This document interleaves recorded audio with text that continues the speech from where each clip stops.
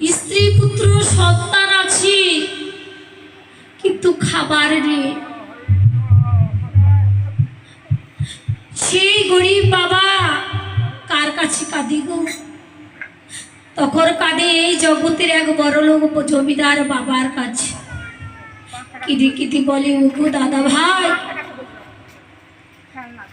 আজকে সারাদিন অনাহারে আছে আমার স্ত্রী সন্তান, তাদের বদলে কিছু দিতে পারিনি। ওগো, তুমি যদি কিছু চাল ডাল পয়সা দাও, সেদিন আমার পরিবার চলে, আমার সন্তানের বদলে আহার দিতে পারি, কিছু দাও না। এই বলে কাঁদে মা। কিন্তু তবু ভগবান গৌরহরির কাছে কাঁদে না।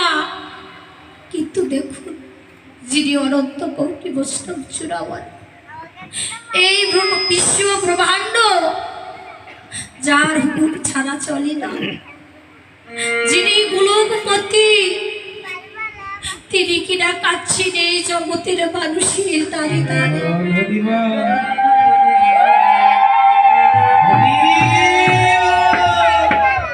তাহলে হয়তো ভগবানের অভাব আছে বাবা, আছে বলেই তো ভগবান কাঁদি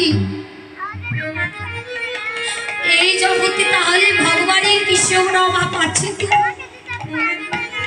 এই জগতে ভগবানের কেবল ভক্তির অভাব, তার নামের অভাব, কৃষ্ণ প্রেমের অভাব। তাই তো গৌরহরি আবার কাঁদি। ও মা, ভগবানকে আমরা ডাকার মতো ডাকতে পারি না। আজও আমার ভক্ত আছি, ভগবানকে আকুল প্রাণে ডাকি। শ্রীবাস নামের এক ভক্ত ছিল, তার স্ত্রী ছিল মালিনী। তারা একদিন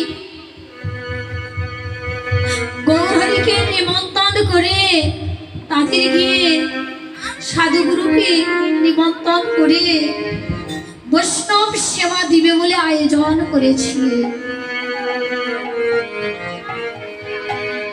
সেই দিন গৌরহরি তার পাটিসদ বর্গ নিয়ে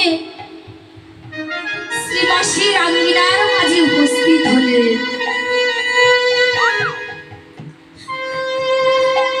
যখন ভক্তবৃন্দ সকলেই শ্রীবাসীর আঙ্গিনার মাঝে উপস্থিত হলে, শ্রীবাস আঙ্গিনার মাঝে শুরু হলো কি হরিনাম সংকীর্তন।